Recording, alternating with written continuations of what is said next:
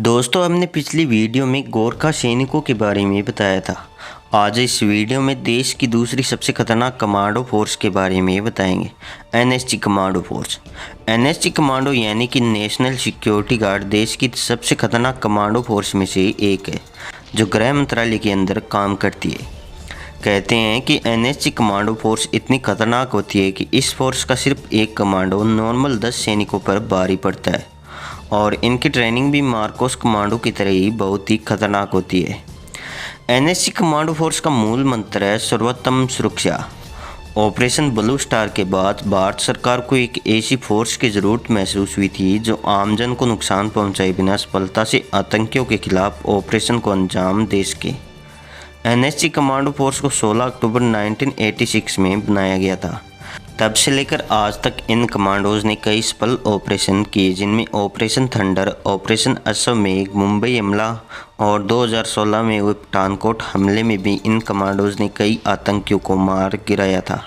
आतंकवादी और आंतरिक सुरक्षा के मोर्चे पर लड़ने के लिए इनका विशेष तौर पर प्रयोग किया जाता है।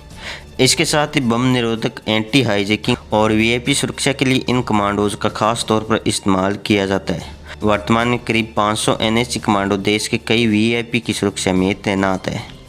दोस्तों, एनएसजी में 53% कमांडो सेना से आते हैं, जबकि 47% commando paramilitary forces, CRPF, ITBP, RAF और बीएसएफ से आते हैं।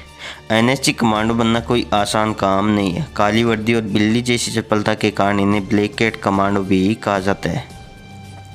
हर किसी को ब्लैक कैट कमांडो बनने का मौका नहीं मिलता और न ही इसके लिए कोई सीधी भर्ती होती है। इसके लिए आर्मी, पैरामिलिट्री या फिर पुलिस से होना ज़रूरी है।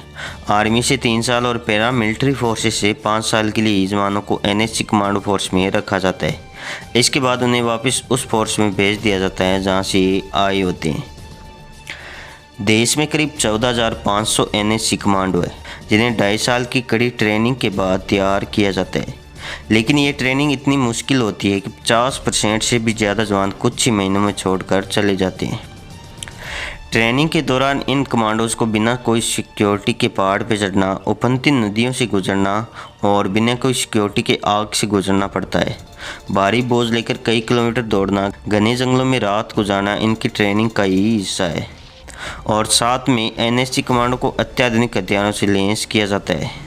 इस फोर्स को हवाई क्षेत्र में हमला करना, दुश्मन पर नज़र रखना, हवाई आक्रमण करना और स्पेशल रेस्क्यू ऑपरेशन करने के लिए खास तौर पर तैयार किया जाता है।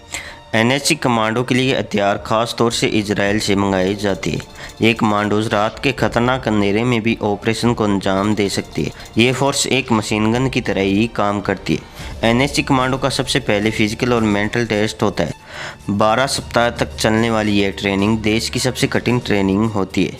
शुरुआत में जवानों में 20 से 30% फिटनेस योग्यता होती है, जो ट्रेनिंग खत्म होने के बाद 80 से 90% तक हो जाती है। एनएसजी कमांडो की निशानेबाजी को अचूक बनाने के लिए आईएफएक्स ट्रेनिंग सिमुलेटर का प्रयोग भी किया जाता है। इसके लिए कई कंप्यूटर प्रोग्राम्स की मदद भी ली जाती है। 90 दिन की कठोर ट्रेनिंग से पहले 1 हफ्ते की ऐसी ट्रेनिंग होती है जिसमें 15 से 20% सैनिक अंतिम दिन तक ट्रेनिंग छोड़कर चले जाते हैं। लेकिन जो सैनिक इसके बाद बचते हैं और अगर उन्होंने 90 दिन की ट्रेनिंग कुशलता से पूरी कर ली, तो उसके बाद ये सैनिक ऐसे खतरनाक कमांडो बन जाते हैं जिनकी ज़िंदगी की डिक्शनरी में नामुमकिन शब्द को मिटा दिया जाता है। एनएसजी कमांडो की मेंटल ट्रेनिंग भी बहुत ही सख्त होती है। इनमें कूट कूट कर देशभक्ति का जज्बा भरा जाता है और अपने कर्तव्य के प्रति हर हाल में ईमानदार बने रहने की मानसिक ट्रेनिंग भी दी जाती है। ट्रेनिंग के दौरान इन कमांडोज को आमतौर पर बाहरी दुनिया से अलग रखा जाता है।